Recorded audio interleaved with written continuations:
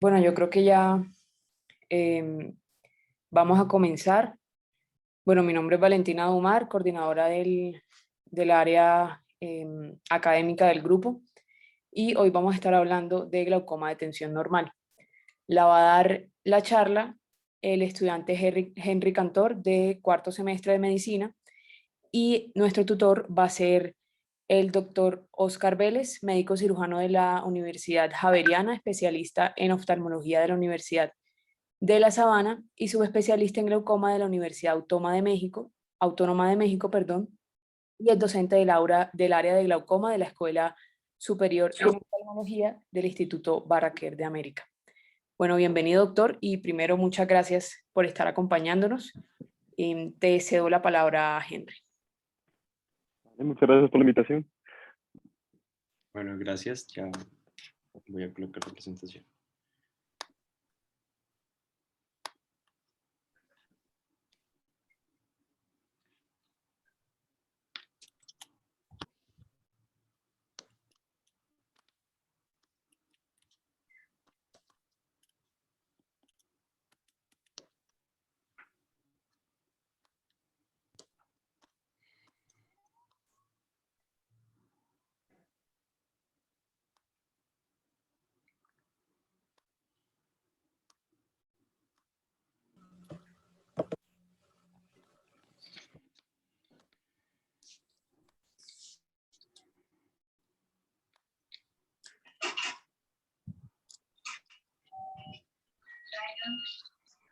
Bueno, buenas noches a todos.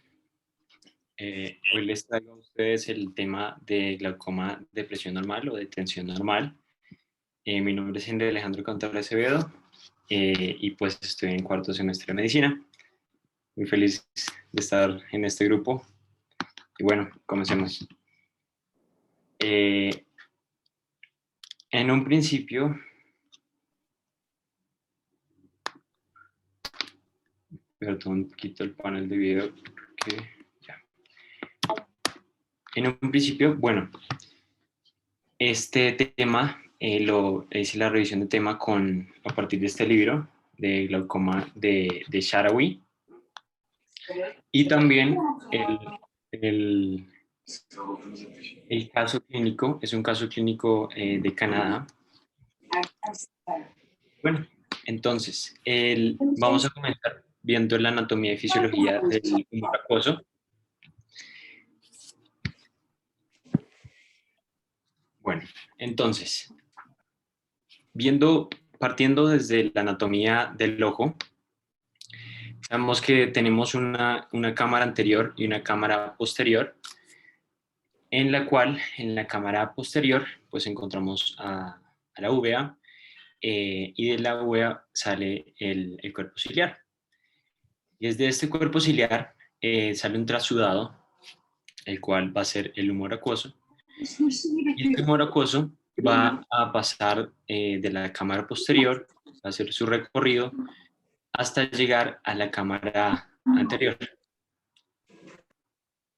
De ahí va a llegar al ángulo iridocorneal y aquí se encuentran unas estructuras las cuales van a servir como drenaje del mismo. ¿Listo? Entonces, para este caso de glaucoma de tensión normal, se va a realizar un examen el cual se llama gonioscopía, este mismo, el cual se va a utilizar un lente de gonioscopía, valga la redundancia, el cual va a tener 3 espejos y también vamos a verlo a partir de la lámpara de hendidura. ¿Qué vamos a ver? Vamos a ver el ángulo iridocorneal. Vamos a evidenciar que no hayan pseudoexfoliaciones de la parte posterior del iris. Vamos a observar que el ángulo esté normal y que se vean estas referencias anatómicas. Entonces, debemos ver la línea de Schwalbe, debemos ver la malla trabecular, el espolón escleral y el cuerpo ciliar.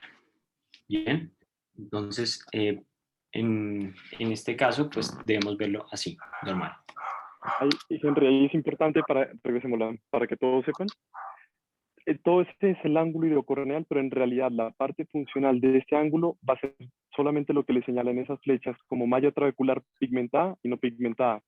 Esa es la parte funcional, por lo cual vemos el esquema que tiene la mano izquierda, por donde está drenando todo el humor acuoso que se está produciendo durante todo el día. Obviamente es importante tener todo en cuenta, todas esas estructuras, porque en base a eso nosotros podemos determinar si el ángulo está abierto o está cerrado. Y en eso comenzar a hacer como el enfoque del tipo de glaucoma, como en este caso pues vamos a hablar del normotensional, que generalmente tienden a ser glaucomas de ángulo abierto. ¿Correcto?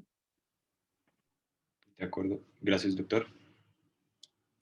Bueno, seguimos con otro punto muy importante, es el lapillo, la presión intraocular, la cual normalmente está de 10 a 18 milímetros de mercurio, y es muy importante que la tomemos bien, que sea un valor confiable, y debemos tener en cuenta primero el tipo de tonómetro. El tonómetro es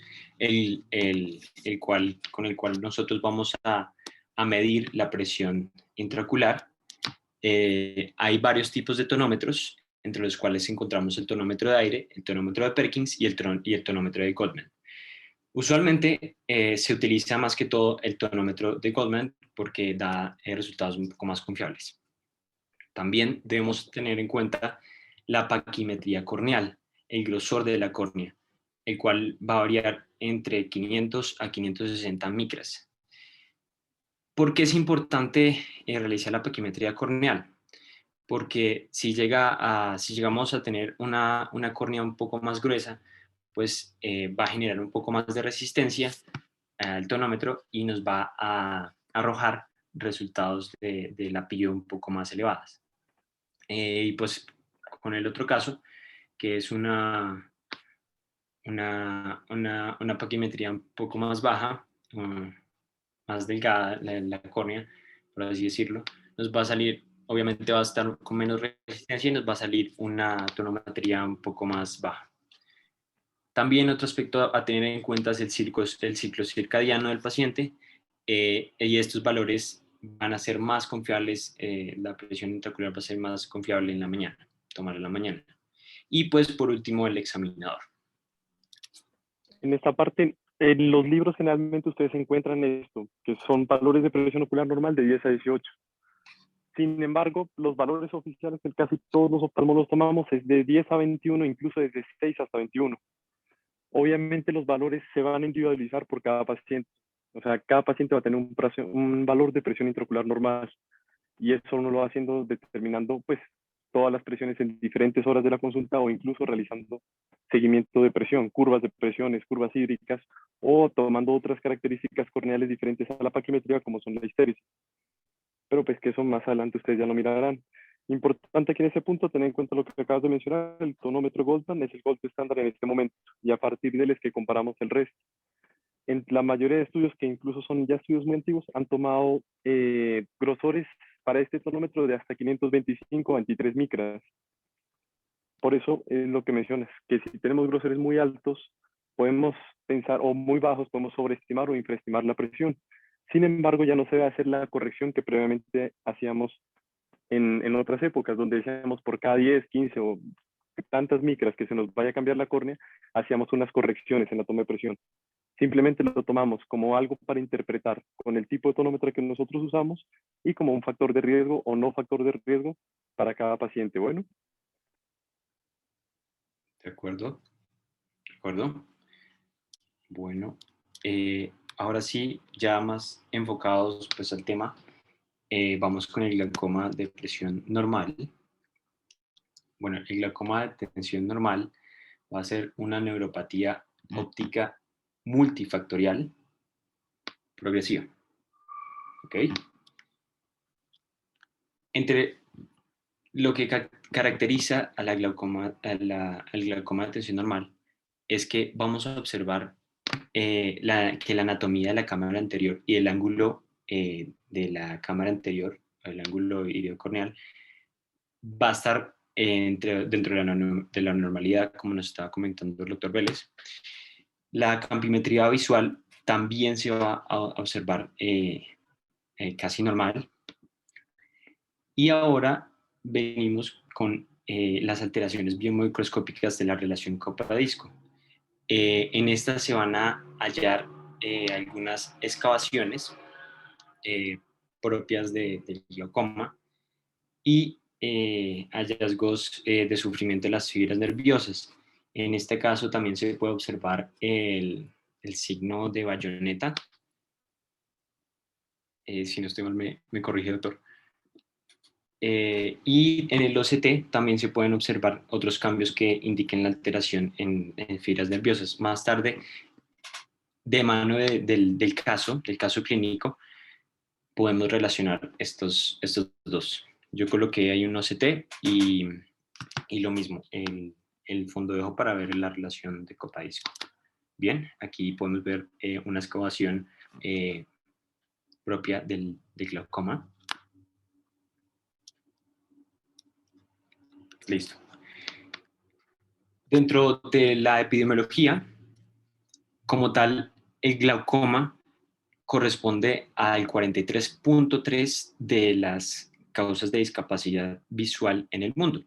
Y de esta cifra, el 2.4% de los casos van a ser glaucoma de tensión normal. Se va a dar más en países asiáticos, en China y en Japón. También leí que pues, en países de Norteamérica también era usual. Sin embargo, de Latinoamérica no habían muchos datos. Bueno, ahora voy a hablar del diagnóstico diferencial. El diagnóstico diferencial, usualmente del glaucoma de tensión normal, va a ser usualmente similar al del glaucoma primario de ángulo abierto.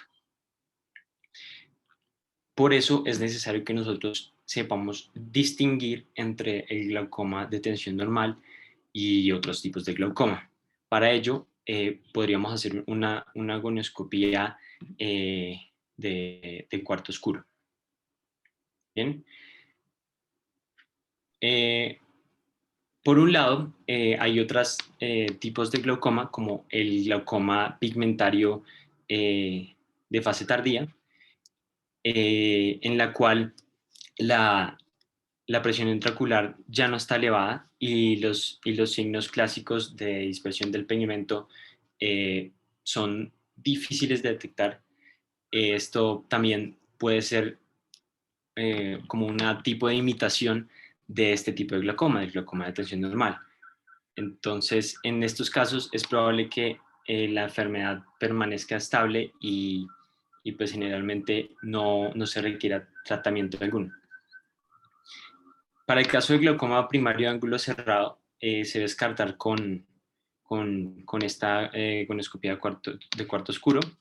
Y pues esta, ¿cómo se va a hacer? Se va a hacer como con una biomicroscopía con una lámpara de hendidura y vamos a detectar características secundarias como la exfoliación del iris, de la cara posterior del iris.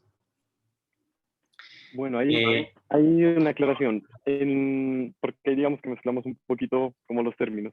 En diagnóstico diferencial, sí tenemos todo lo que es ángulo abierto primario, ¿no? De los secundarios, la pseudoexfoliación y el glaucoma pigmentario pueden ser diagnósticos diferenciales, pero no en etapas tardías, sino en etapas tempranas. Tempranas, ¿por qué? Porque al inicio nosotros no vemos ni pseudoexfoliación, que es un material anómalo que nosotros vemos en el examen de biomicroscopía, o el pigmento abundante que lo vamos a ver en todas las estructuras. Entonces, digamos, en casos avanzados es muy fácil diferenciarlos por esas razones, porque tú vas a ver características clínicas muy básicas, a diferencia de las etapas tempranas. Cuando tenemos una pseudoexfoliación temprana, incluso nosotros en lámpara de hendidura no podemos ver absolutamente nada, pero tiene todas las características clínicas del normotensional. Presión incluso puede estar normal o elevada, alteración del nervio óptico, alteración del campo visual o alteración de fibras nerviosas. Entonces, esos son los pacientes que toca tener cuidado cuando son en etapas tempranas, porque el manejo difiere entre uno y otro. Bueno, El cuarto oscuro, la gonioscopía sí hay que hacerla, pero no es para diferenciar entre ellos, es para diferenciar solamente con el ángulo cerrado. Bueno, ¿por qué razón? Porque muchas veces la gonioscopía la realizan en cuartos muy iluminados. Y recuerden lo que hace la luz, que es traccionarme el iris y tratar de ampliar ese ángulo de forma como artificial por el mismo estímulo que nosotros estamos generando. Por eso, en general, no estos pacientes, en todos los pacientes las gonioscopías deben ser en cuartos oscuros, con el mínimo de iluminación y con el haz de hendidura de la lámpara lo más pequeño y lo más delgado posible, para con eso uno poder determinar bien si está abierto o está cerrado en realidad. Bueno. De acuerdo. Y pues yo también leí que en algunas veces la distinción entre el glaucoma primario de ángulo abierto y el de glaucoma de tensión normal no se le da tanta importancia debido a que las estrategias de tratamiento son similares. Digamos que no es tan cierto, o sea, son idénticos, incluso el normotensional, hay muchos glaucomas primarios de ángulo abierto que cuando no han sido bien estudiados, vas a ver unas historias clínicas de 5 años que nunca te han reportado una presión ocular alta. Lo que pasa es que es ahí donde nosotros tenemos que hacer las pruebas para identificarlo desde la base y poder tratar. Según los estudios, que incluso en el artículo que ustedes vieron, hay uno que se llama OHTS, en donde los glaucomas de tensión normal buscan una reducción de un 30% de la presión para reducir el riesgo de progresión de glaucoma. Sin embargo, cuando hay mecanismos vasculares, que más adelante tú más o menos los vas a tocar, tenemos que buscar otras opciones terapéuticas, porque a pesar de que uno les baje el 30%, la enfermedad sigue avanzando y sigue avanzando, e incluso llegan hasta la ceguera. Entonces, digamos, no es solamente tratar la presión o tratar de reducir lo que dice el artículo o lo que dicen los estudios, sino buscar todas las características que tenga ese paciente clínicas y enfocarse en diferentes espectros de tratamiento, ¿no? De acuerdo. Ok, bueno, también otro punto para el diagnóstico diferencial es la excavación del disco óptico, que es como el sello distintivo del glaucoma. También, también se encuentra en este caso el borde neuroretiniano pálido, que también es parte de esta neuropatía óptica. También en los pacientes con glaucoma de tensión normal, en estos casos no se suelen realizar neuroimágenes para llegar a este diagnóstico, sino que, pues como comentaba, las características descritas anteriormente bastan para darles una evaluación completa.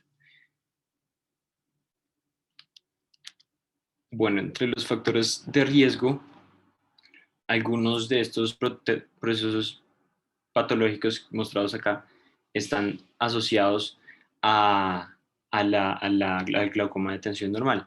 Varios de estos me aparecían como con estudio clínico, con un estudio clínico que en algunos casos era un poco controversial y en otros más acertados. Entonces voy a empezar por el síndrome de apnea del sueño. En el síndrome de apnea del sueño, pues como sabemos, este se produce por un cierre repetitivo de las vías aéreas superiores durante el sueño, obviamente. Y aquí es donde entra una de las causas posibles para este tipo de glaucoma. Es que esto nos va a producir una hipoxia. Y esta hipoxia, según los estudios que decía ahí, se ha observado que han aumentado la prevalencia del glaucoma de tensión normal con este mismo síndrome.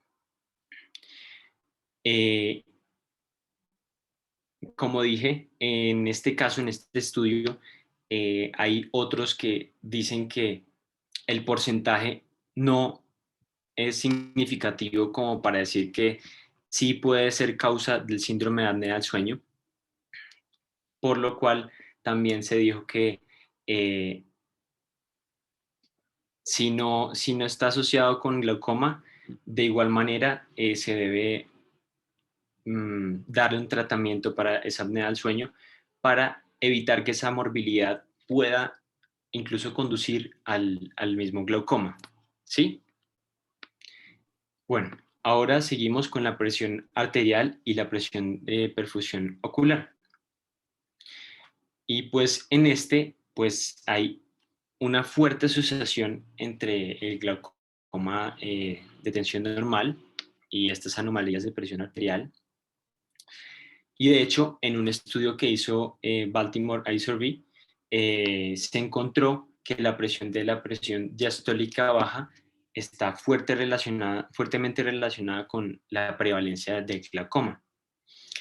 En este caso, también decía que hay poco conocimiento acerca del mecanismo por el cual la presión arterial baja o el flujo sanguíneo ocular reducido puede hacer que el nervio óptico sea más susceptible al desarrollo o progresión del glaucoma. Pero la perfusión reducida puede hacer que los elementos gliales o los elementos neurales del nervio óptico sean más susceptibles a la presión y esto genera este daño inducido. Y así resulté en una pérdida axonal y dañé la lámina cribosa, produciendo el glaucoma. Ahora vamos con la migraña y la relación con migraña y el vasoespasmo. En este caso, lo mismo, hay un estudio que dice que hay una fuerte relación en pacientes con antecedentes positivos de migraña y el glaucoma de tensión normal, debido a la posible asociación de la migraña y el fenómeno de Raynaud, lo cual está fuertemente relacionado con el flujo sanguíneo y es posiblemente causado por el vasoespasmo o una autorregulación anormal, lo cual puede colaborar a que lleve a un glaucoma de tensión normal. Puede ayudar a que sea un riesgo de progresión a este. La hemorragia del disco óptico ocurren en pacientes con todo tipo de glaucoma, sin embargo se van a observar con mayor frecuencia en los pacientes que tienen el glaucoma de tensión normal. Además, este tipo de hemorragia del disco óptico va a ser un factor de riesgo independientemente importante para el deterioro del campo visual. Y este va a ser resultado del daño mecánico del disco óptico, particularmente de la lámina cribosa. En la parte de miopía, existe una fuerte evidencia en la que la miopía suele ser un factor de riesgo para la glaucoma de ángulo abierto, particularmente en el contexto de que sea una miopía alta. Y la explicación para esto es que hay una posibilidad de anomalías de la perfusión del disco óptico y un aumento en la tensión y la tensión a través de la lámina cribosa en los ojos, con los ojos que tienen como una longitud axial bastante mayor. Por parte de la presión del líquido cefalorraquídeo, también hay una relación como con un factor de presión intraocular, relación de la presión intraocular y las fuerzas mecánicas que ejercen el líquido a través de la lámina cribosa, el líquido cefalorraquídeo, lo que puede ser importante para el momento del mecanismo etiológico del glaucoma, de las presiones. Y bueno, la presión intraocular nocturna también es un factor de riesgo, ya que pues en el momento de la noche, pues el paciente se ubica en posición supino Y en esta posición, usualmente la presión intraocular se eleva y puede producir un riesgo del desarrollo o la progresión del glaucoma. Y por último, la autoinmunidad. También se ha descrito que la autoinmunidad puede desempeñar un papel en el glaucoma, ya que se ha visto que existen autoanticuerpos contra varios antígenos que están presentes en el suero con pacientes que tienen glaucoma con concentraciones más altas que digamos, en los controles con otros pacientes sanos. Bueno, Y ahí les aclaro unas cosas, bueno, de todos esos puntos que tenemos ahí. Si ustedes unen de síndrome de apnea del sueño, presión de perfusión ocular, migraña más espasmo y hemorragia, todos ellos tienen algo en común, que ustedes lo deben saber mucho mejor que yo por lo que estudiaron reciente todo lo de fisiopatología, ¿no? Y es la regulación vascular que nosotros vamos a tener dependiente de todos los factores que se están desencadenando. Lo que tú decías, todo lo que genere estrés oxidativo va a generar una alteración. Nosotros tenemos un mecanismo de regulación que es dependiente de vasodilatadores y vasoconstrictores. Pero entre estos pacientes, sobre todo los que tienen migraña y vasoespasmo, como el Raynaud, el síndrome de Flammer, hay una alteración muy importante en algo que se llama la endotelina 1. ¿Y esto qué hace la endotelina? Que nosotros tengamos mayor rigidez vascular, menor perfusión y menor autorregulación. O sea, nosotros cuando producimos más de endotelina de lo que nosotros tenemos de vasodilatadores como el óxido nítrico, los vasos no van a alcanzar a abrir lo necesario. Y si el gasto cardíaco o cualquier otra alteración que nosotros tenemos se nos baja, pues mucho peor va a ser para la perfusión ocular. ¿Cómo lo vemos nosotros? Apneas del sueño, hacen hipoxias, se alteran esto de forma transitoria e intermitente, porque nosotros estamos en apneas durante toda la noche, pues, o los pacientes que tienen apneas. Y eso hace que hagan estímulos como sube y baja de hipoxia endotelina, baja el óxido nítrico y eso es lo que hace que tengamos daños en varios órganos, corazón, por eso pacientes que tienen riesgo de hipertensión, infartos, todos los de apnea del sueño, ¿no? En cuanto a la parte ocular, la presión de perfusión es muy difícil calcularla y sobre todo en las noches. Entonces nosotros tratamos de calcularla con estimados. Podemos hacer ecografías Doppler de algunas arterias, de arterias ciliares, de la oftálmica y poderla calcular también. Pero pues obviamente eso depende de toda la parte sistémica. Los fenómenos de vasoespasmo como los de Raynaud son diagnósticos diferenciales. Muchos de los pacientes de Raynaud no tienen glaucoma, la mayoría incluso no tienen glaucoma y casi no se encuentra asociación con este tipo de enfermedad. Pero cuando vemos fenómenos que son menos severos que el Raynaud, como el síndrome de Flammer, van a encontrar que la asociación es mucho más fuerte. Las hemorragias del disco principalmente se producen, no es que ellas produzcan daño a la lámina cribosa, es al revés.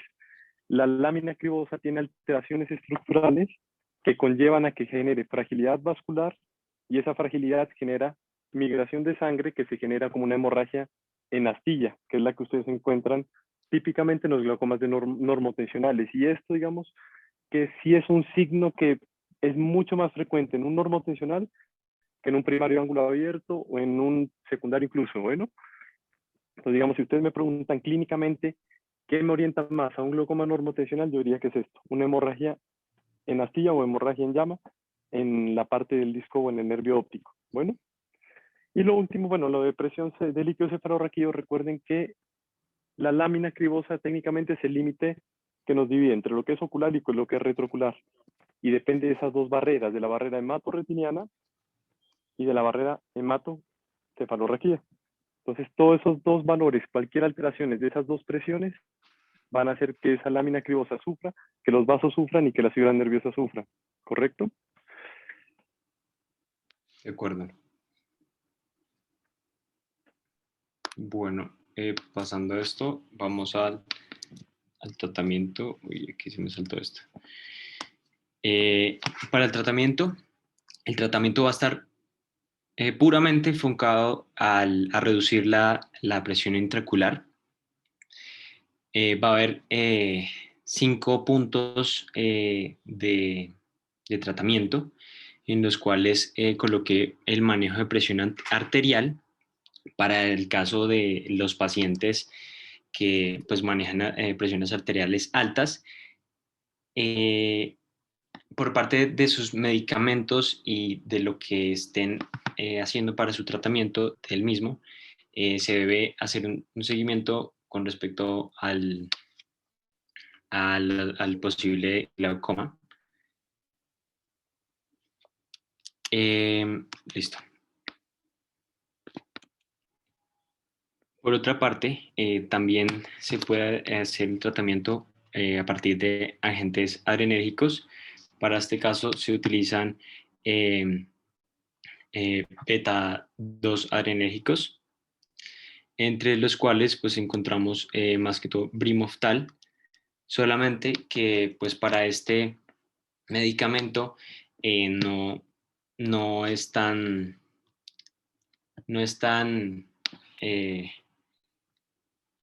como efectivo a comparación de los análogos de prostaglandinas. Sí se puede utilizar, sin embargo, no genera estos efectos tan buenos de bajar la presión intraocular, así como lo hacen los análogos de las prostaglandinas. ¿Mm? Entonces, los agentes, los análogos de las prostaglandinas, en este caso, tienen una eficacia bastante alta en la reducción de la PIO durante los periodos del día y de la noche. Y este tiene muchos más estudios en los cuales se demuestra que consiguen reducir esa presión intraocular que llegan al tope durante la noche, que pues como se los mencioné antes, durante la noche, durante esa posición de supino, suele subirse más la PIO. Y dentro de estos análogos de las prostaglandinas encontramos todos aquellos que terminen por Prost. Entonces tenemos el Xalatan, que es un Levoprost, el Lumigan, y pues para el caso del Lumigan también está relacionado con el caso clínico que voy a presentarles ahorita, que es el Lumigan RC, solamente que aquí coloqué el Lumigan normal para que después lo diferenciemos, ya que el Lumigan RC es con unas concentraciones un poco más bajas para reducir un poco más ligeramente la PIO. También encontramos como otro método de tratamiento la neuroprotección. La neuroprotección, entonces, se utiliza un medicamento que se llama la memantina. Sin embargo, pues para lo mismo, los estudios dicen que sigue siendo más superior los análogos de las prostaglandinas. Sin embargo, pues en algunos casos se suele dar a los pacientes memantina. También aquí se me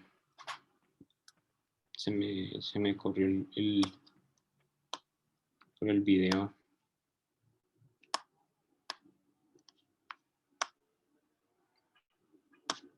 Ya.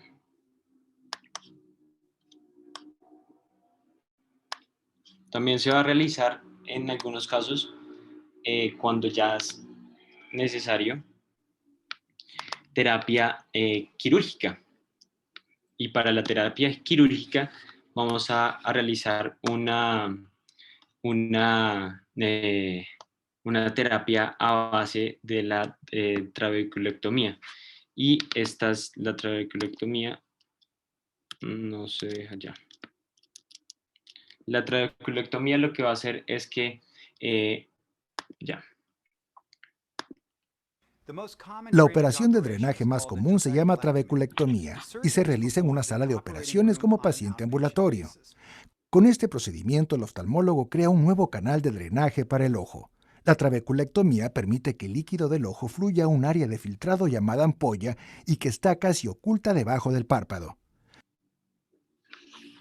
Cuando el procedimiento tiene éxito, baja la presión del ojo y minimiza el riesgo de pérdida de la visión por glaucoma. Bien, esta es la trabeculectomía, que también funciona como un tratamiento para glaucoma de tensión normal. Bueno, hay un tratamiento, pregunta, si a ti te dicen tienes que manejar la presión arterial, ¿a qué te refieres? ¿Tú le darías que hipertensivo? ¿Le darías qué tratamiento, digamos, a estos pacientes? Pues, Porque es muy... Dime. perdón, doctor. O sea, ¿qué tratamiento le darías de presión arterial a estos pacientes? O sea, no el medicamento, sino en qué te enfocarías. ¿Bajarle, subirle la presión? Depende del paciente. Sí, depende del paciente. Depende del Ahí, paciente. De ahí te ayuda un poquito. El manejo de la presión arterial, generalmente lo que buscamos aquí, la hipertensión ocular es muy raro que me genere mayor daño en esto, a menos que sean crisis hipertensivas y que me hagan otros daños que ya son glaucomas secundarios, principalmente, ¿no? Cuando te hablan de manejo de la presión arterial es ayudarle al ojo a tener una mejor perfusión ocular y sobre todo en las noches. Entonces, para eso es que nosotros medimos la presión de perfusión ocular. Muchos de nosotros, bueno, no muchos, todos nosotros tenemos un patrón de tensión arterial en donde hacemos dips nocturnos. No sé si ustedes recuerden en la parte de medicina interna o en clase básicas de medicina interna les muestran eso. Los dips nocturnos que son que nosotros hacemos hipotensión nocturna, pero son unos valores en donde nosotros tenemos regulada la presión al punto que no nos haga daño. Sin embargo, hay pacientes que hacen overdips, o sea, hacen bajones mucho más severos donde llegan a hipoperfusión de los tejidos donde sí generan daño. Y eso es lo que nosotros tenemos que orientarnos. Pueden ser básicos de pacientes que sean sanos sin antecedentes, como pueden ser pacientes que sean hipertensos y que tengan un sobretratamiento para la tensión arterial. Toman presiones en el día de 150, 90, 40 y se van a las noches y son presiones mucho más bajas. Eso lo realizamos y lo vemos con un holter de tensión arterial. En esos pacientes uno puede hacer un cambio de tratamiento de antihipertensivos, bajar las dosis de antihipertensivos, obviamente sin llevarlo al otro extremo, que es volverlo nuevamente hipertenso, ¿no? ¿Cómo uno maneja eso? Con medicamentos, tratando de controlar lo máximo que uno pueda. Y si son pacientes sanos, ¿ustedes cómo pensarían que uno puede ayudarle a subir la presión arterial? Sin necesidad de medicamentos. Uno ahí les ayuda con dieta, aumento de consumo de sodio. Ustedes ya calculan eso con un nutricionista, miran si es 1 gramo o 1.5. Aumento el consumo de líquidos, puede ser agua, en las noches antes de dormir, hacerle una sobrecarga hídrica para tratar de que la presión no se nos baje tanto en las noches. Y hay varios estudios que en realidad ninguno tiene una conclusión, ninguno tiene algo de fuerza en donde ponen tratamientos incluso con ginkgo biloba o con otros medicamentos pues, que todavía no se ha demostrado su efectividad. Entonces, digamos que uno trata de coger lo mejor que uno pueda y individualizarlo con el paciente. El otro que colocaste ahí, que ahí te confundiste en los beta-bloqueadores prohibidos en estos pacientes. Bueno, o sea, el timolol o los beta, técnicamente el atenolol o los que nosotros tengamos de disponibilidad, no los mandamos porque ellos hacen más hipotensión sistémica, entonces empeoramos al paciente. El brimostal, que es un alfa-2 adrenérgico, es bueno, pero lo que tú me mencionas, la efectividad de todos los alfa-2 es mucho más baja, alrededor de una reducción del 20-25%, exagerando, porque no nos pasan del 20%, entonces digamos que de primera línea ya no lo usamos. Muchos de los artículos nuevos mencionan que el brimostal puede tener un efecto neuroprotector, pero en realidad no está demostrado. Entonces, esa parte yo no la tomo muy en cuenta. Y lo otro, pues, son los análogos de prostaglandina, que son de primera línea para todo tipo de glaucoma. Y en estos pacientes también me gustan mucho. El oftalmólogo crea un nuevo... Si quieres poner pausa ahí. ¿Por qué razón? Porque no utilizan una vía alterna, que es la vía escleral, y dos, que ellos tienen un efecto vasodilatador. Por eso uno de sus efectos secundarios es que ponen el ojo rojo. Es ese mismo efecto vasodilatador. Y algunas concentraciones se alcanzan a detectar también en la parte posterior y pueden ayudar a hacer vasodilatación de los capilares del nervio óptico. Eso todavía está en estudio, pero digamos que eso es uno de los beneficios de los análogos de prostaglandina. Ya los otros neuroprotectores, lo que tú me decías, no tienen ningún estudio que lo corroboren, no los enviamos generalmente. Y la terapia quirúrgica, mucho cuidado. Como ustedes vieron, son presiones normales o incluso bajas. El hacerle una trabeculectomía a un paciente con una presión de 10, corren el riesgo de que lo manden a una hipotonía ocular. y empeorar obviamente el cuadro, no solo por la parte de glaucoma, sino hacer desprendimientos corideos u otras complicaciones asociadas a la cirugía. Entonces digamos que eso no lo deja de última opción y en pacientes muy seleccionados. Bueno. De acuerdo, sí, algo que para recalcar en glaucoma de tensión normal, lo que usted dice, jamás se le da timolol. Beta-bloqueadores jamás. Bueno, en conclusiones para el glaucoma de tensión normal. Es una patología que muchas veces pasa desapercibida. Todo glaucoma, la mayoría pasa desapercibida. Que en cualquier momento puede irse poco a poco la visión. Es necesario hacer el examen oftalmológico completo a todos los pacientes.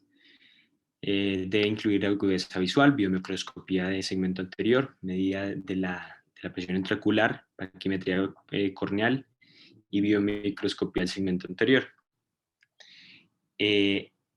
Aquí es donde, pues, lo que está hablando el doctor, pues, sí aplica, pues, para la parte del tratamiento vasoconstrictor, vasodilatador, perdón, del glaucoma primario de ángulo abierto. El tratamiento va a ser similar al de este tipo de glaucoma. Y tratamiento multidisciplinario para las condiciones de hipertensión. Perfecto. Acá hay una pregunta. Me dicen, si el paciente no presenta mejoría con una disminución del 30%, ¿uno qué puede hacer con eso? Intentar bajarla así. Eso depende del tipo de daño. Nosotros generalmente los calculamos en base a la funcionalidad, al campo visual y a la tomografía. Y los vamos clasificando si están leve, moderado o severo. Dependiendo del daño, uno busca una reducción de un 30% y adicionalmente uno va haciendo reducciones por porcentaje. En los pacientes que tienen daños leves, si te está progresando ya bajas un 30%, le bajamos un 20% más, aproximadamente. En un moderado un 20-25% y en los avanzados de 30-35% adicional a lo que tú ya tienes. Ejemplo, un paciente le llega con presión de 18 o 19, le bajaron el 30%. Hacen el estudio del año y verán que en los campos visuales él sigue progresando. Entonces, su presión meta ya no es ese 30%. Sobre ese valor, ustedes ya tienen que volver y calcular el 20, el 25, el 30 o el 40%, lo que ustedes vayan a considerar, y seguir hasta encontrar la presión meta del paciente.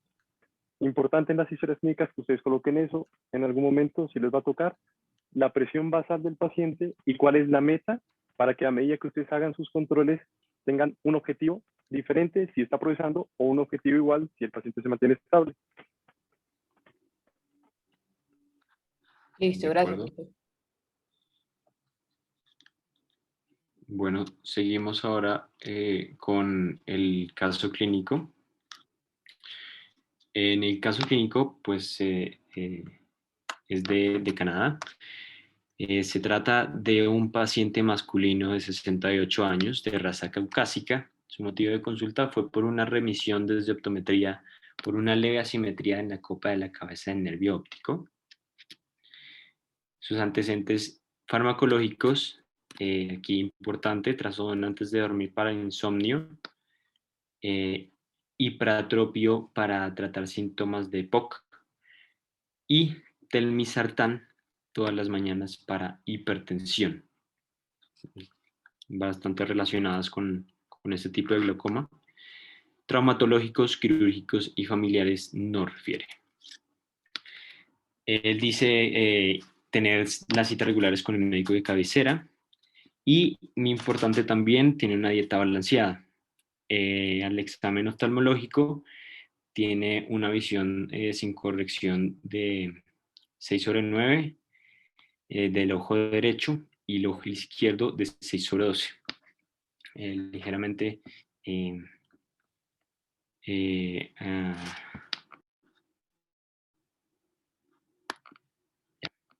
en ambos ojos se logra el 6/6 de test de agujero estenopeico, el test de corrección, y en el test de Hardy-Randy-Riddle de colores es normal. Las pupilas están isocóricas y reactivas a la luz sin ningún defecto pupilar aferente. La biomicroscopía con la lámpara de hendidura del segmento anterior se observa normal, como la primera imagen que les mostré. No se observan signos de dispersión pigmentaria, lo que estaba comentando. Estos se le dicen los tatuajes de exfoliativos en la malla trabecular. No se observan. En la tonometría de Goldman arroja una cifra de 16 milímetros de mercurio de presión en los dos ojos por la mañana. En la gonioscopía, lo que le estaba hablando, el ángulo abierto mostraba un espolón escleral visible en todos los cuadrantes y un pequeño pigmento en la malla trabecular. La paquimetría corneal tiene un grosor promedio. El examen de polo posterior revela una relación copa-disco en el ojo derecho de 0.6 sobre 0.7 y el ojo izquierdo de 0.5 y 0.6. Ahorita más tarde podemos ver las imágenes. Se observa una hemorragia de Dance en el cuadrante inferior del nervio óptico derecho y una atrofia peripapilar menor en la zona temporal.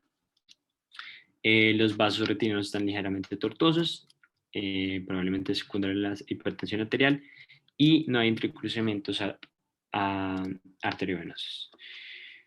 Bueno, la perimetría computarizada, el campo visual está en 32. Se observa también un escalón nasal inferior en el ojo derecho y una sensibilidad reducida.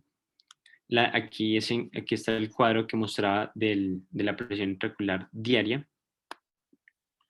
Y ahora nos vamos al OCT.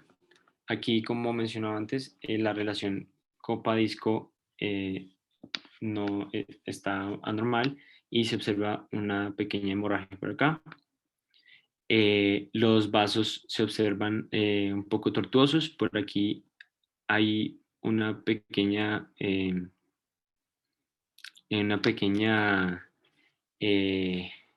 entrecruzamiento de las arterias.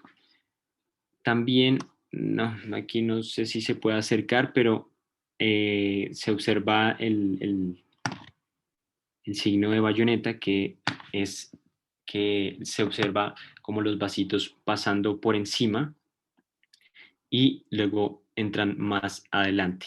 No entran como a la periferia, sino un poquito más central. En el OCT está casi que en el borderline y pues está un poco anormal, fuera de los límites, el ojo derecho, y el ojo izquierdo está en algo normal. En esta tomografía, importante, ¿no? O sea, incluso en el artículo te mencionan, los parámetros del ojo derecho que ustedes los alcanzan a ver, es fácil ver lo que está en rojo, ¿no? O sea, ya les están diciendo aquí alerta, aquí hay algo, aquí hay un adelgazamiento. Búsquenle qué es lo que está teniendo el paciente. Ya con eso ustedes ya saben qué tienen que buscar en ese punto en el nervio óptico, ¿no? Pero es muy importante que revisen las áreas de mayor vulnerabilidad para los glaucomas. Siempre la mayoría de pacientes con glaucoma, las mayores áreas de daño van a ser las temporales, superiores e inferiores. Como lo ven en el ojito derecho, en la curva donde está más abajo, una más, las imágenes de colores. En curvas, muestra que es ahí exactamente. En el sector temporal y superior, entre los 0 y los 90 grados, alrededor de los 45 tenemos una depresión bastante importante. Y que si incluso se van a la imagen de arriba, esa depresión ahí la alcanzan a ver. Se ve entre la línea roja y la línea azul un adelgazamiento significativo del complejo de RNFL, que son las células que nos forman a esa parte del nervio óptico. Entonces ya este paciente, uno ve ese OCT y ve ese adelgazamiento, lo más seguro es que tengamos algo de glaucoma. Cuando son pacientes neurológicos, generalmente los daños no son tan focalizados, y ustedes lo van a ver. Neuropatías ópticas isquémicas, muy seguramente todo el nervio está pálido y afectado. O cuando son oclusiones arteriales focales, hacen la palidez muy focal grande, pero los daños son mucho más extensos.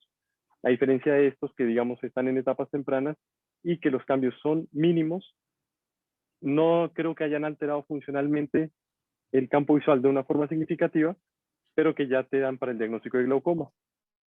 Y lo otro importante siempre es hacerlo comparativo. Usted siempre tiene que comparar las curvas, que es esa línea negra que se ve ahí, el ojo derecho con el ojo izquierdo. Los dos ojos tienen que ser muy simétricos.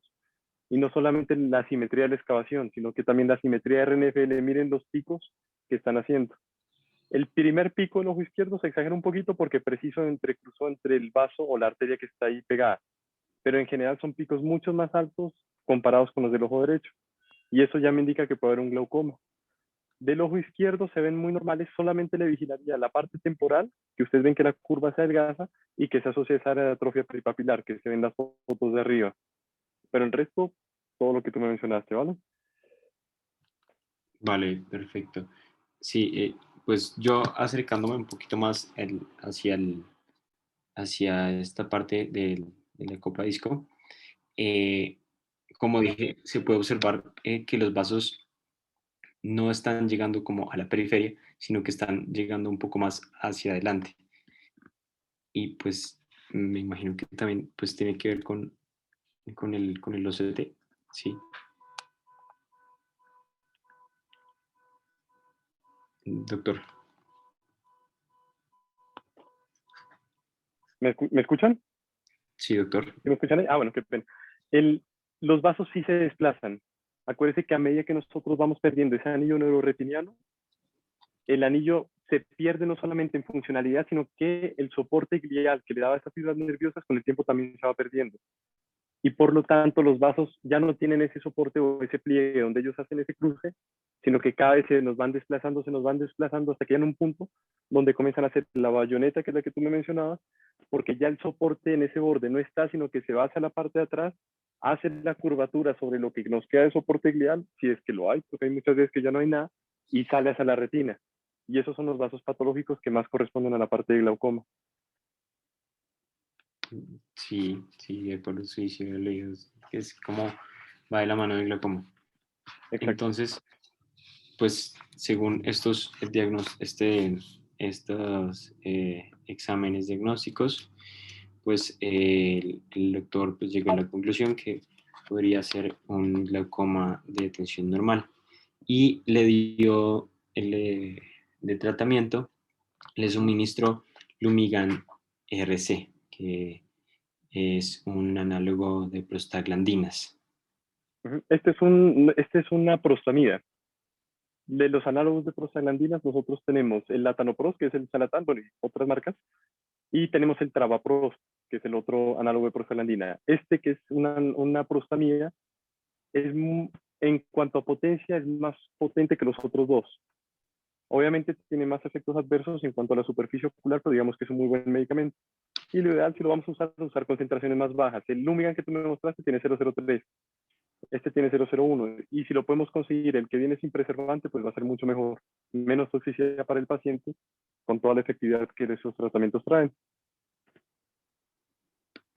De acuerdo. Y pues bueno, así finalizó el caso. Después decía pues que regresaba a las visitas eh, médicas habituales y que la presión intraocular estaba bajando, ya llegando hasta 11 milímetros de mercurio. Perfecto, entonces aquí cosas que ustedes tienen que aprender y llevarse para su casa. El paciente, hay una cosita que se te olvidó mencionar bien importante, es que le hicieron una curva de presión arterial, ¿no? Esa curva, aquí acuérdense los valores, mira, se subió hasta 20, 20 se nos sale de lo que está en los libros, pero sigue siendo normal para el ojo derecho, ¿no? Pero esas presiones ninguna son por encima de lo que uno espera ver para todos los pacientes. Puede que para este paciente estas presiones sean altas, y eso es lo que nosotros tenemos que hacer. Y en teoría todos los glaucomatólogos y oftalmólogos deberían estar haciendo curvas de presiones para cualquier paciente de sospecha, para poder determinar. Muchos de los pacientes que vienen con glaucomas primarios, como les digo, vienen con presiones normales y no tienen una curva o un estudio adecuado de presión. Entonces, para estos pacientes ustedes tienen que llevarse, lo primero, hacer una buena anamnesis, ¿no? ¿Qué medicamentos usa, qué patologías tiene y qué tan controladas están? Segundo, antecedentes. Tercero, a preguntar todo lo de irregulación vascular. Entonces se le preguntan al paciente, ¿tiene frío en las manos usualmente y lo mantiene durante todo el día? ¿Tiene frío en los pies? ¿Le incomoda el frío cuando ustedes meten las manos al agua fría? Esos son fenómenos de vasoespasmo anormales, cuando no lo toleran. Cambia el color de la piel de las manos cuando están en el frío, se tornan más pálidas, no se torna como un reino morada, sino pálidas. Tarda en conciliar el sueño. Recuerden que para que uno concilie el sueño, uno necesita hacer una regulación de temperatura en todo el cuerpo. Si tienen los pies fríos, no hay regulación. Si no hay regulación, no concilian sueño. Entonces son pacientes que tienden a tener trastornos del sueño. Y a eso súmenle todo lo de apnea del sueño, lo del SAJO. Hay escalas, ustedes muy bien se las deben saber más adelante. Si se clasifica leve, moderado o severo, pregúntenle todos los síntomas de síndrome de apnea y en base a eso ustedes ya se van orientando. Como médicos generales, cuando comienzan a trabajar, ustedes pueden hacer un fondo de ojo con un oftalmoscopio directo, no hace falta todo el examen de biomicroscopía. Si ustedes ven un nervio óptico con una excavación anormal, mayores al 50%, de excavación o mayor a 0,5, o ven una simetría mayor a 0,2 o un 20%, envíen exámenes o envíen la oftalmología directamente. Bueno, y si ven una hemorragia en astilla, envíelo directo a oftalmología porque el paciente tiene glaucoma o tiene alguna afectación vascular importante que tiene que ser tratada en ese momento. Bueno. De acuerdo. Sí, entonces, para este paciente, lo más importante pues a resaltar era lo que usted decía, pues era ver más como con claridad la hipertensión. Exactamente. Sí. Exactamente. Y el SAJO, ¿no? También preguntarle a los pacientes.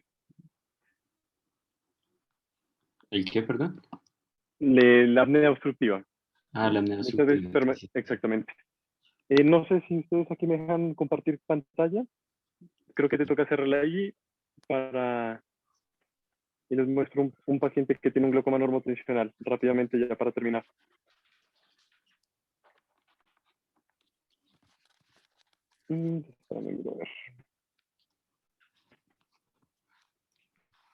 ¿Ahí alcanzan a ver la pantalla? Ahí se ve. Sí, señor. Exactamente. Entonces, miren, este es un paciente que tiene un glaucoma normotensional. ¿Qué es lo que nosotros vemos? Todo esto es el disco óptico. Esto que ven aquí blanco es la excavación, que es el centro, que es la parte no funcional del nervio. Y si se dan cuenta, miren aquí cómo los voy guiando. Todo esto viene aquí, pero aquí el nervio óptico, el anillo del nervio óptico se pierde completamente hasta este punto. Y miren que aquí se ve todo este hueco blanco, con incluso huecos, que es la lámina cribosa, que se nos extendió de acá hasta acá. Igualmente del otro lado viene todo el nervio óptico normal, el anillo neuroretiniano normal, viene esta hemorragia, y aquí donde termina la hemorragia ya no hay más anillo neuroretiniano en este punto. Entonces, este es un paciente que tiene glaucoma, y esto ustedes lo pueden ver con un oftalmoscopio directo. Esta es la hemorragia en llama que ustedes ven típica, y si se dan cuenta, después de la hemorragia, entre este límite que yo les estoy señalando aquí y este otro límite, se ve una sombra negra. Esa sombra negra ya es un defecto de fibras nerviosas que en este momento ya está sufriendo y que más adelante lo vamos a ver reflejado en el campo visual. Entonces, cuando vean un paciente con una hemorragia, tiene glaucoma y si ya lo tenía diagnosticado, está haciendo progresión. Así tenga tratamiento. Entonces, envíenlo nuevamente o modifiquen el tratamiento o agreguen tratamiento dependiendo de las características que ustedes vayan a tener. Bueno. Entonces, eso era lo último que les quería mostrar, como para que ustedes tengan en cuenta todas estas fotos clínicas. Y recuerden, siempre los defectos son inversos. Defecto inferior en el nervio óptico o en la capa de fibras nerviosas son defectos superiores en el campo visual. Entonces, si son avanzados, los pacientes incluso se los van a decir. Ya hay un pedazo en la parte superior que yo ya no estoy viendo, o veo una mancha negra, o no veo por ese punto, me comienzo a estrellar con las paredes, me he estrellado manejando, o incluso camino y golpeo a las personas. Esos son signos de que el paciente ya tiene daños significativos y funcionales. Bueno. De acuerdo, gracias, doctor. Bueno, ¿qué dudas, qué preguntas tienen de lo de hoy? Doctor, yo tengo una pregunta. Cuéntame. Con respecto al diagnóstico, ¿cuánto En promedio, ¿cuánto se tarda uno en diagnosticar un glaucoma de tensión normal, teniendo en cuenta que uno tiene que excluir, pues, los diagnósticos diferenciales? Exacto, este es el glaucoma que ya una vez que descartaste todo, es un normotensional, ¿no? Y descartaste todo es todo, o sea, neuropatías ópticas o enfermedades neurológicas. Generalmente, si no tienes características clínicas muy grandes, como las que les mostré en ese fotonervio óptico, te puedes incluso tardar de 1 o 2 años en promedio. El método diagnóstico más rápido de todos es la tomografía del nervio óptico. Obviamente tienes que hacer una curva de presión, tienes que hacer un campo visual, pero muchas veces ustedes hacen todo eso y todo está normal. Campo visual normal, paquimetría normal, curva de presión, no subió la presión. Ya descartaron todo lo neurológico, no tiene nada de obstrucción pulmonar y no tiene ninguna irregulación vascular, que también les van a llegar los pacientes así. Comenzamos a hacer seguimiento con tomografías y las tomografías comienzan a ver los grosores de fibras nerviosas. Normalmente todos vamos haciendo adelgazamientos con el pasar de los años, pero son adelgazamientos muy pequeñitos, que más adelante ustedes ya mirarán, son 5 micras más o menos en fibras nerviosas por sectores. Pero estos pacientes tienen que hacer progresiones más grandes. Entonces, si ustedes ven que el daño estructural comienza a avanzar entre el primer y segundo año, ya vamos a tener un posible glaucoma normotensional. La parte positiva, ellos no avanzan de un momento para otro. O sea, si yo tengo que estudiarlo 1, 2, 5 años, lo puedo hacer. Pero mantengo el paciente, no lo abandono, no lo envío a consultas en otro lado, nada, lo tengo que seguir con todo lo que yo le estoy viendo. Bueno, lo bueno de este glaucoma, como les digo, es que no hace progresiones muy rápidas, a diferencia de otros, y me da tiempo de estudiarlo. Y el comportamiento tiene que ser muy similar al de primario ángulo abierto. Tú te das tiempo de hacerle curva, tomar campos visuales, incluso ver si tiene una tasa de progresión significativa para poder manejar bien esta parte, ya sea farmacológica, con láser o con cirugía. Ok, ok, doctor. Y Bueno, teniendo en cuenta eso, entonces, ¿las tomografías serían anuales en esos pacientes? yo le tomaría tomografías anuales, exactamente. Si yo clínicamente veo que no hay cambios, le daría un OCT anual, al menos tener 2 OCTs, o sea, 2 años o 3 años de OCTs. Si hay estabilidad, lo dejo quieto y le prolongo ya cada 2 o cada 3 años. Bueno, si sigo con la sospecha o estamos ahí borderline, sigo haciendo solo anualmente, así me toca estar viendo todos los años con tomografía. Bueno, Ok, y lo otro, las fotos de nervio óptico. Las fotos era de lo que más antiguamente usamos para hacer seguimientos. Ellas no han perdido valor. Ellas siguen siendo de valor todavía, porque esas fotos muestran todos los cambios vasculares que se tienen sobre la parte de la superficie del nervio óptico. Y lo otro que podemos usar es algo muy nuevo que ya están usando, que es la tomografía del nervio óptico, pero con angio-OCT. Entonces, técnicamente me hace un mapa vascular de todo lo que nosotros solicitemos, retina, nervio óptico, y me va a decir qué cambios estamos presentando, que incluso pueden demostrarse en algunos pacientes antes del daño estructural de la capa de fibras nerviosas. Lo que pasa es que no hay disponibilidad en todos los sitios y el costo pues también es mayor que la tomografía normal. ok. Listo, doc. ¿Vale? Gracias. Listo, perfecto. Entonces, muchas gracias por la exposición, estuvo muy bien. Recuerden pues, todas las recomendaciones que le doy, siempre examinar bien pacientes. La anamnesis es muy importante para todo. Y pues siempre practicar. Recuerden practicar mucho con todo, ¿no? Oftalmoscopios directos, indirectos, todo lo que ustedes tengan en su carrera, porque a veces uno no le da importancia, pero todo es válido. Listo, doc. Bueno, muchas gracias, Bueno, Henry. Y doctor, Gracias. muchísimas gracias otra vez por estar acompañándonos hoy. vale, perfecto. Gracias a ustedes. Que tengan buena Gracias. noche. Listo, hasta luego. Hasta luego. Gracias. Luego.